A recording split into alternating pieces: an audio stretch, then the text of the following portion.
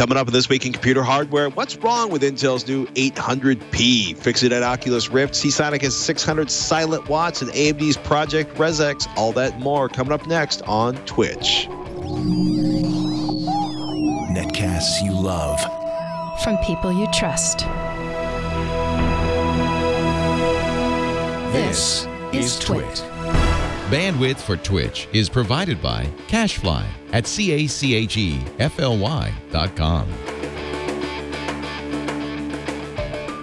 This is Twitch, This Week in Computer Hardware, episode 456, recorded March 8th, 2018. 600 silent watts and some expensive Optane.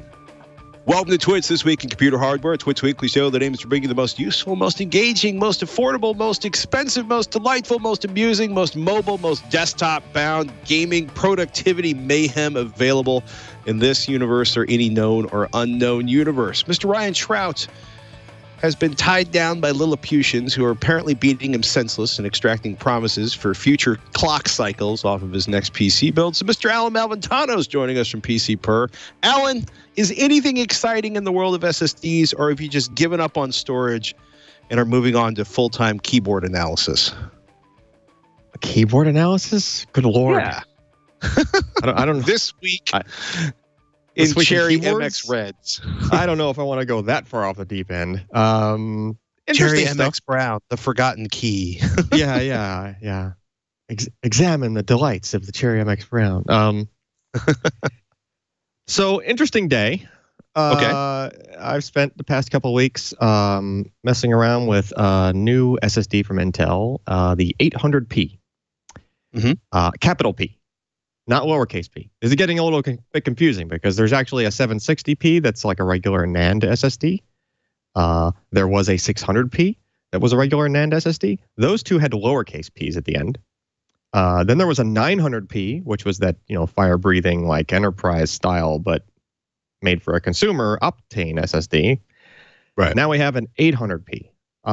Sort of its little brother.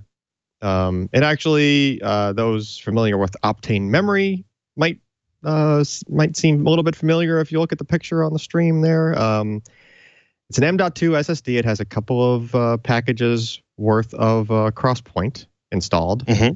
Very much like the Optane memory, which was the caching SSDs that they made a while back, which came in 16 and 32 gig. These new parts, however, are increased capacity. So 58 gig. Yes, I know it's oddball. We'll get there in a minute. And also 118 gig. So basically you take 60 and 120 gig, but you subtract a couple off of those capacities. They needed a little bit of extra space. Yeah, they needed a little bit of extra space to deal with management of the media. So like usually an SSD will have some RAM alongside the controller or just some place to put stuff. Well, there's no RAM here on these. However, there's Crosspoint. It sort of acts like RAM. So they're just, they needed a little bit of extra space just to give them a little bit of an extra, safety margin, buffer, whatever you want to call it. Like it's just a little bit of extra room there that they needed to use for, error correction and whatnot. The capacities are still kind of small. Right.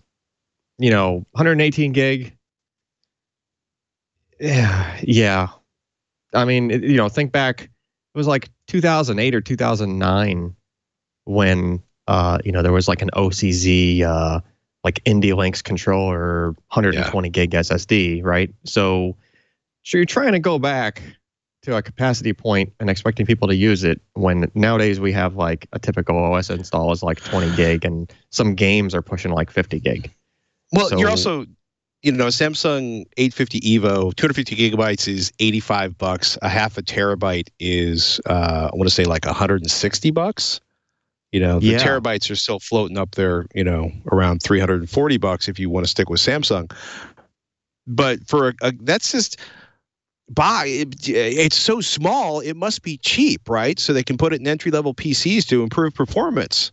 You would think so, and don't get me wrong, the performance for the size of the device and and all those aspects of it, and the fact that it's M.2 and the fact that it's a relatively low power draw, it only draws like 3 watts or so when it's active. is all very good things, and it turns in extremely low latencies, and it's, as far as nimble SSDs go, it's super quick. It's very responsive. Okay. Those are the things that Crosspoint promises, right? Cost per gig wise, actually, I would say jump to the last page of the review if you wanted to do a look at the pricing. Might as well just jump straight to it. Cost per gig wise, this comes in higher cost per gig than the 900p did.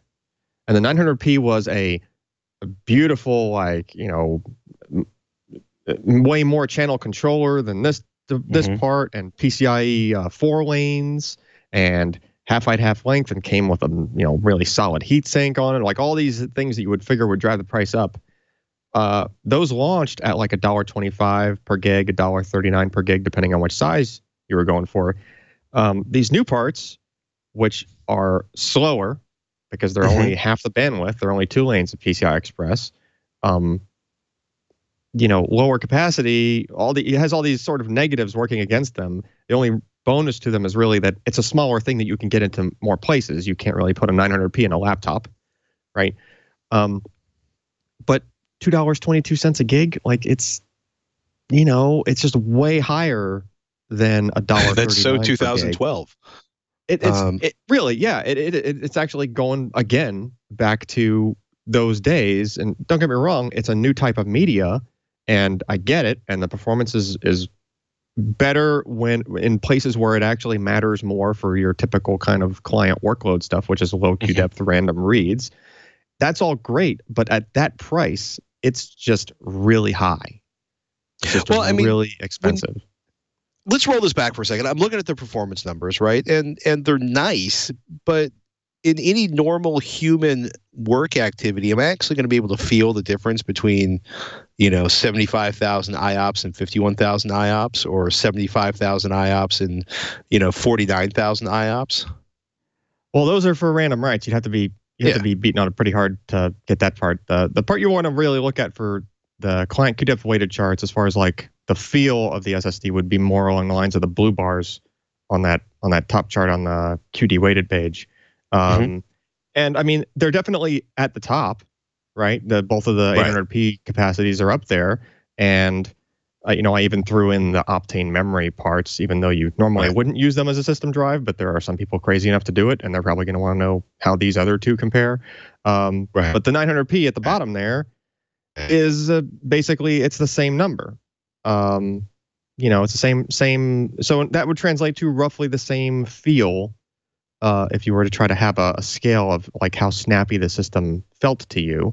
You know, on par with the 900p when it comes to a random workload. But if your workload is more sequential, which is the next chart down, basically you're almost cutting that performance in half compared to the faster parts because of the interface being cut in half, right? So the more sequential of a workload it sees, you know, now you start seeing more of a disadvantage with this part compared to the faster parts that are out there. And then that third chart, we don't normally show, but I thought it might be interesting here. NAND SSDs do really well on writes, random writes, which is the left edge of that chart. But then as you get more and more reads in there, it takes them longer to service because they actually have to look the data up and retrieve it from flash memory, which takes a long time. Technically, NAND also writes slowly, but it can kind of cheat because it's acknowledging the data from the host, and it's basically buffered by the time it tells the system, okay, I'm done. So that's why NAND SSDs tend to have, like, you know, pretty high write performance, even despite the flash being slower.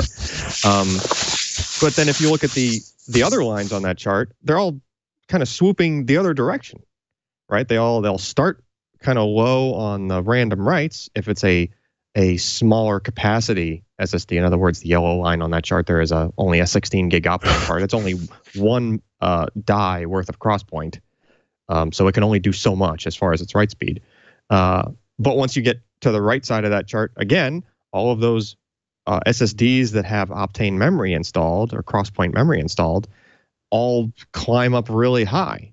And they're all, you know, pushing upwards of 100,000 random read IOs per second compared to something like 20,000 for for a NAND SSD. So if you're just doing a purely random read on your system, you just booted the system, it's trying to read from a bunch of different places at the same time, trying to launch a bunch of applications at the same time, you're potentially seeing an upwards of 5x improvement in that kind of a workload.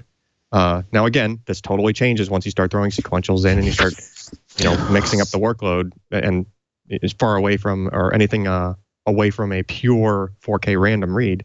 But it certainly does help, right? To have something that nimble is great. But circling back to what you were saying earlier, how good can it really be to make it worth the cost when the cost is that much, right? When you have NAND SSDs that are decent performers that are going to get you within a few percent or a few seconds for a given operation, but you get way more capacity.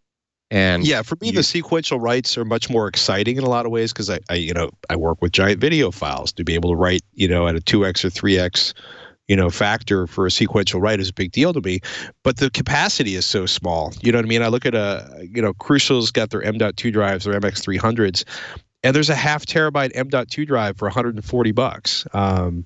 Yeah, it's 3D NAND too. Yeah, no, I mean, that's what this is up against, right? You have a 118 gig part is $200, right? For this, for $200 gets you an awful lot of NAND. It may not be as snappy, but if you, again, think about what would restrict you to needing Crosspoint or Optane performance levels in a thing that's an M.2 part. It would probably be a laptop, right? More. Most likely that's probably your case, right? You're a power user. Right. Yeah, you're a power user. You have a laptop that you use as a workstation. You're rendering stuff. You're editing stuff. You're moving a lot of media around. That's all good and fine. But unless that laptop has 2 M.2 slots or 1 M.2 slot for your OS and some other, be it a SATA, just some other storage device has to be in there for you to have your bulk storage, because 118 gig is not a bulk storage thing. Right. It's great for an OS and a game or two, but you can't do much more than that, right? Great for an OS and Photoshop and Premiere, but don't save too many videos. Mm-hmm. And there's one other possibility that not only did Intel push when they were doing their press briefings on this, but also that we've seen crazy people, including myself, toy around with even the 32 gig Optane memory parts. And that is, if you go one page back from the end of the article, we did a bunch of RAID testing. So we got 4 of these 118 gig parts. Again, remember, the cost per gig is high. So again, you might actually be better off with just the 900p. But you can beat 900p performance if you put 4 of these in an array. And you can fit that on one card if you have a X299 platform that can do what's called a PCIe bifurcation. Basically, you can split a by16 slot into 4, physically 4 groups of PCIe lanes that can each speak to one individual PCIe device. So you're only using one slot, but you're talking to 4 things, which is handy, right? When you're trying to connect a bunch of SSDs to the system. Mm-hmm. And when we do that, everything scales as you would expect. The sequential performance of one of these drives is like 1.5 gig per second. It goes all the way up to just under 6 gig per second if you put 4 of them in an array, as far as your sequential transfers, right? But I kept on this same chart. So that was the blue line, but on the same chart I have the red line, which is if you were to make the same array out of 960 Pros, which would not only be a much larger array, right? It would be upwards of a couple of terabytes worth of storage space. It would go way faster. It would do 13 gig per second sequential. So if you were really trying to push the envelope on, I want super speed, you're potentially making something that's larger, faster, in a straight line at least, than the Optane parts. But then if you go to the very next chart, everything flips upside down, because now we're talking about random reads. How well do these devices handle random reads? And there's a cluster of 4 lines along the bottom edge there. Those are all your NAND parts. And then as soon as you throw Optane in there, you're on a completely different level as far as performance. It just jumps up and it literally just walks all over the NAND parts. The blue line on that chart there is a single 118 gig 800p, and even an array of 4 of the Samsung 960 Pros can't even clip past it, even at QDEP 32, which is even outrageous to be at for any kind of a client workload. It still can't even beat it. So,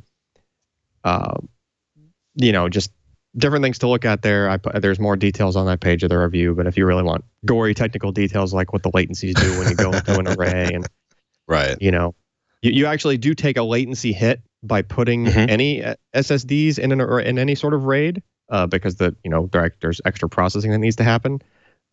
Usually it's not that significant, but once you start dealing with SSDs that only have 10 microsecond latencies, it starts to add up. Like if you do a VROC array, it adds an extra 5 microseconds for each request. When Drive is already doing 10, adding another 5, you just lost, you took a 50% hit on your latency just because you put them in an array. Right. So that's another thing to consider, right? It all is not peachy by putting these things in an array. You get great sequential scaling, but the random performance takes a hit. Last thought on yeah, go ahead. I was going to say, should you be compelled to buy this because of the performance despite the low capacity, will it work on any motherboard? Any motherboard that can handle a PCI Express by 2. PCI 3.0 by 2 SSD. Basically, it just needs to be able to support NVMe, and it needs to be able to support PCI Express in its M.2 slot, not SATA. There are some older laptops that might have had an M.2 slot that was SATA only. Okay. That is possible. You just have to be look into that, make sure it can handle PCI Express. If it can, chances are it can handle by 4 devices, and it just backwards compatible with by 2 devices. No big deal. Okay. Any thoughts on why it's so expensive? I'm kind of baffled as to why it's this much more expensive per gig than a 900p. I was really expecting this to launch at least matching the smaller capacity 900p, which comes in at almost $1.40 per gig. Instead, it started at $1.69 per gig for the 118 gig. And it's a much less complicated device. It has much less crosspoint installed on it, like less chips, less chip count, less complexity, no big heat sink. There's so many reasons why this should be cheaper. And it's not. I would imagine the street price will probably naturally fall to match because I don't see a lot of people buying them at this price. So hopefully that will happen. But absent that, I'm really not sure what to say about the price. And I wouldn't be surprised if not a lot of these sold outside of the people that were really, really interested in making that 4-drive, that 4-drive RAID on a single card like that, like we just showed on the last page. That's very compelling. It's a really cool thing to see, and it's one of the better ways to get a bunch of it's the highest performing 480 gig SSD that you can assemble, really. It's pretty darn good performance for in any single card, but again, really pricey, right? That same 480, if you wanted to, you'd spend $800 just on the 4 800Ps to assemble that, and then you have to spend like another $50 or so on the card. So it's $850 versus a 900p 480 gig is $600 for just one Makes card. sense. Yeah, it's just even though it might not be as fast sequentially, it's still pretty damn fast. So it's a tough call on this one. I sat there for like 20 minutes trying to figure out like what award would it even get, and I just didn't even do one because I can't. It probably almost a guaranteed gold award, at least if the price per gig at least matched the 900p. Right. But it's just too high. You're asking for too much money. Too high, people. If your Oculus Rift died this week, your beloved VR headset, there was a patch for that. Much to the embarrassment of the crew over at Oculus, they forgot to renew its security certificate, causing part of the Rift app to crash and prevent access to its VR software. So go up to the website and download the latest update for that, should you be locked out of the VR gaming experience. I hate it when that happens.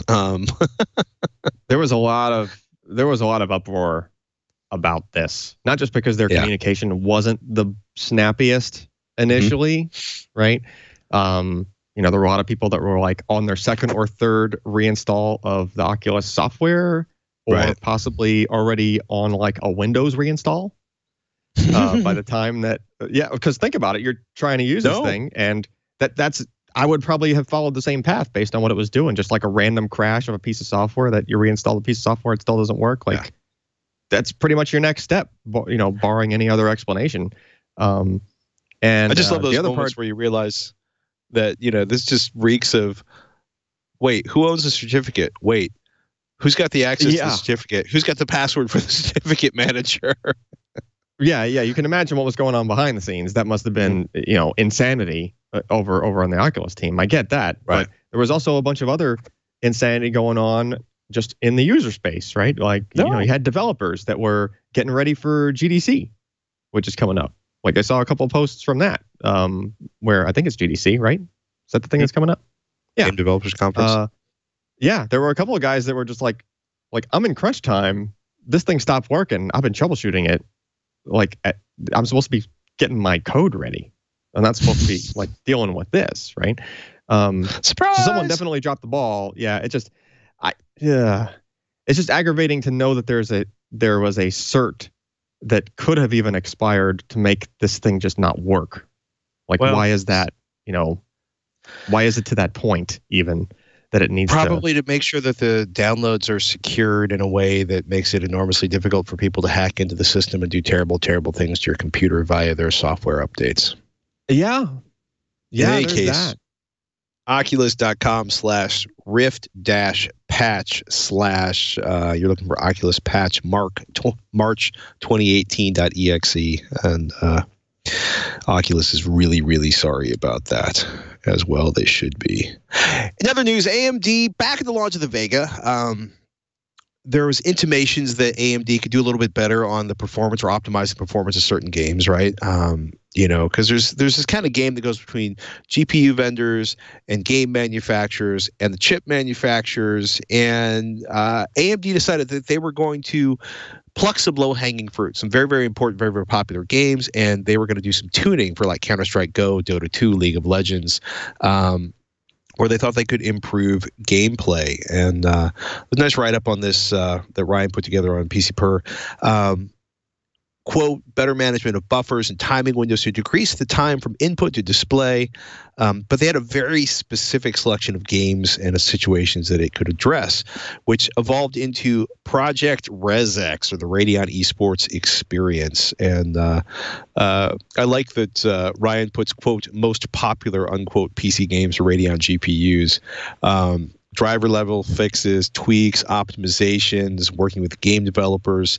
And driver release 18.3.1, which is up on AMD's website, has these rolling into the drivers, and then some of the fixes will be rolled into the games in the coming weeks. And, of course, there are some results. The results look really, really impressive. 11% performance improvements in average frame rates, stuff like it's pretty much any Radeon owners, not just RX 580 owners. AMD claims that the click-to-response measurement, that's when they're using high-speed cameras for testing, was as much as 8% faster in Dota 2. This is pretty meaningful stuff if you're a high-level gamer. PlayerUnknown's Battlegrounds, game-ready drivers, on a GTX 1050. Because it's funny because Ryan points out that NVIDIA has been working on similar efforts, and their performance improvements in PlayerUnknown's Battlegrounds up to 7% in the latest driver. So, we've talked about this in the past. We'll talk about it in the future. It's amazing how much driver optimizations can do for overall performance. As the resolutions get higher, and the cards get faster, those performance differences tend to get a little bit lower. But if you are on a Radeon graphics card right now, definitely upload the new driver, or the latest driver, especially if you are using one of that short list of games that's on there. So it's pretty cool. They're basically saying faster frame rates, a more fluid experience, more responsive experience, and free to you. So go AMD on that one. Yeah, what's the largest power supply unit you're running right now? Just like around my house, probably like an 850 or something. Are you even using the capacity on that? Well, you're actually, I shouldn't be asking you this question because you have extenuating circumstances involving some high performance computing environments. But I just thought it was cool. Lee did a review of Seasonic's new Prime 600 watt titanium fanless power supply. Yeah. This is crazy. It's 600 watts. There's no fan.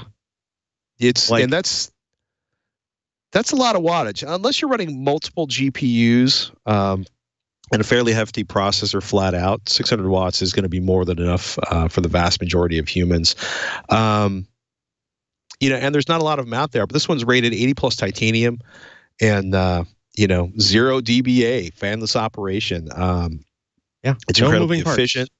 Yeah, and Lee did his usual incredible array of testing, outstanding voltage regulation, low AC ripple, a single 12-volt output can deliver up to 50 amps or 600 watts, which is epic. 4 PCI Express connectors, 2 4+4 pin / 8-pin ATX CPS connectors, a 12-year warranty. I was excited about 10 years. I'm even more excited about 12 years. Gold-plated connectors. He says the build quality is excellent. Japanese capacitors. The danger, though, is that you need to have excellent case airflow. So this doesn't eliminate needing air to go through the power supply. It just means the power supply is set up in a way that allows you to, it's pretty. There's lots of holes in that enclosure because they want lots of air to move there, and that air is going to move through that power supply enclosure via all those holes inside of it. So you're going to need to have good airflow inside of your case. You're going to have to manage it. And it's not the least expensive power supply, or as Lee puts it, 80 plus titanium efficiency plus fanless equals expensive. Yeah, it's definitely expensive. We were doing some math last night on the efficiency combined with the range of wattage, and if you were running this thing at 300 watts or so, it's almost 95% efficient. Yeah. So, which is pretty amazing when you think about it. You almost don't even need to worry about having case air moving through it at that point because it's only dissipating 20 watts or so, which is nothing in terms of PC heat output, right? Mm-hmm. It could almost just radiate that out with no airflow and still run relatively cool, just on its own. That's that much surface area with only 20-25 watts dissipation. It's going to be fine. It could literally just be sitting on a desk out in the open with nothing blowing on it and wouldn't overheat. So it's interesting to see, that much of a, you have to put really good parts in a power supply like that in order for it to be able to, run at those high wattages with literally no fan. So, but you're basically saying the math says I don't need to be as paranoid about airflow through the fan as I am. I would be paranoid if you wanted to run this at its max. I would be paranoid. 600 watts, it's going to be dissipating something like 50 watts. Now you're starting to get up there to where things will start cooking if you just let them sit with no airflow. But again, so much surface area that 50 watts even isn't that big of a number as long as there's some small amount of airflow moving over. Right. And to give you an idea what that actual cost is, it's not brutally expensive. I mean, if it only lasts 10 of the 12-year warranty, you're talking about $20 a year, $199.90 from Amazon.com. So that's a pretty sweet power supply. And it's also funny that we're looking at these really amazing power supplies and being like, that's so expensive. But I guess, compared to a fanned power supply, it is a little pricey. Man. I want one. Yeah. I don't need one. I want one. Something I do not want, but I am deeply fascinated by. HardOCP got a hold of one of Encore's new V1 water blocks. This is a prototype. I don't know how large the actual potential consumer base is for this, but they're going to kickstart it April 1st. So maybe this is part of an incredibly large and complicated April Fool's Day. It uses the 1151 socket to mount to your CPU, and it's pretty slick because literally it drops into the mount drops over, and it's in place. Hopefully we'll see that shot, or maybe I'm hallucinating having seen that shot. But it's pretty crazy to look at. Top plate's brass, bottom plate's copper. And this is a sneak peek up on hardocp.com. And I thought this was kind of fascinating to look at. And if I'm not mistaken, that's one of those crazy naked delidded CPUs they're about to drop this onto. So wait for that. Oh, there's the CPU. Yeah. He's putting the CPU in, and you might have to skip naked as the day it was born. Okay, here it comes. Brace for impact. So how does it? Oh. It clips into the bracket. Uh-huh. That's interesting. So basically it becomes the heat spreader. Yeah. Wow. That's impressive. So if you want to learn more about that nude CNC, that is really impressive. Because it's, if you think about it, you're going to use in theory, it'll use the exact same clamping force as the socket mount itself. So you hopefully shouldn't crack any dies with that. I gotta say, if this is an April Fool's joke, it's an incredibly sophisticated one that somebody spent a lot of time putting together. Kickstarter for this launches on April 1st. Nude CNC is the name of the small business that's going to be putting these together. I'd keep an eye on HardOCP for links to that one. I have not seen the entire video yet. I just got to the part where they were installing it and just got more and more fascinated. Hardware looks beautiful. Yeah. It's a nice looking piece of hardware. So just a thought, if you're feeling like you need to get a little more extreme in your cooling, you can delid your processor and put a water block on top of that. And then get a radiator like I used to use. Crazy thoughts. Anything coming up on PC Per that you can tease that's around the corner? I'm just playing catch up on a bunch of random storage stuff. So there'll just be some more storage articles coming late this week, early next week. Nice. Got an interesting IC dock. I forget which part number it is because all the IC dock model numbers are crazy number and letter salad. But right. It's a 16 bay 2.5-inch SATA SSD, really? like hot swap enclosure. Oh, that's awesome. It uses 4 mini SAS HD connectors, so you pretty much need a RAID card on the other end of that guy. But a really easy way to just have 16. It uses it's 2 high 5.25-inch bays out of a case. Nice. So that's a pretty dense brick of SATA SSDs in a relatively small space. So that's a cool thing. And then I got My Digital SSD, those SBX SSDs, which coincidentally enough, they're NVMe by 2, just like that 800p we looked at today. But these are NAND, and they're designed to be super, super cheap. Is that from mydigitalssd.com? Yeah. My Digital Discount or mydigitalssd.com. I think they're both the same company. Yeah. So that's 1 terabyte for $340 doesn't seem that cheap, but 128 gigabytes SBX? for $60. That's the SBX. That's the NVMe. Yep, they're NVMe. Oh, that is cheap. I'm sorry. That for an NVMe drive, that is cheap. Yeah, for that an is NVMe incredibly SSD. cheap for an NVMe drive. Yep, and actually, I think that 1 terabyte price is supposed to be dropping lower, if not now, soon. I just got updated pricing from them. recently. I need to buy a new SSD. Could you test that one really fast and let me know if I should buy it or not? I mean, I don't have the review up yet, but like for the money, it's a good buy and it performs well. Yeah. I can say that much. We have the results already. Cool. I just don't have like charts to show on the stream, but yeah, I mean, it did well.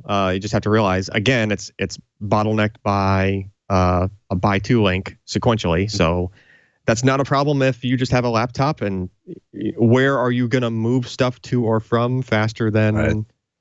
Faster than buy to PCI? That's where that question comes in when you're worried about sequentials.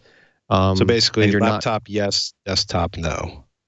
You can, mom's desktop that you're building for her, that sort of thing. You're just looking for a cheap SSD to throw in, and you don't want to have to deal with SATA, right? That's the idea. They're trying to get the PCIe stuff down to the prices more in line with SATA parts, but you still have an M.2 form factor that's actually using PCI instead of SATA. So that's the goal. Yeah. So many goals. Oh my goodness. We had some fun on Tech Thing this week. A friend of mine has what essentially amounts to a $13 mesh router, although it will not perform as well as like a $500 mesh router. We talked about that on Tech Thing. It's amazing what you can do even without putting OpenWRT on a relatively inexpensive router. Shannon took a look at Eufy's Lumos and TP-Link's LB130, a couple of smart bulbs, got a little smart bulb battle going on there, because Hue bulbs, which everyone really picks because they're awesome, are still like $45 each, which is expensive. And we talked about lubricating fans, because we had a viewer email discussing how his fans kept dying, and then he was putting axle grease on them, and then they were dying again in 6 months. So we do a little conversation of what you use to lubricate a fan, and why the viscosity might be a little high on axle grease. Just a little, just for that, a little bit, just a little. I was just like, no, not that, anything but that. So, and if you're excited, ladies and gentlemen, it's Pi Day is next week.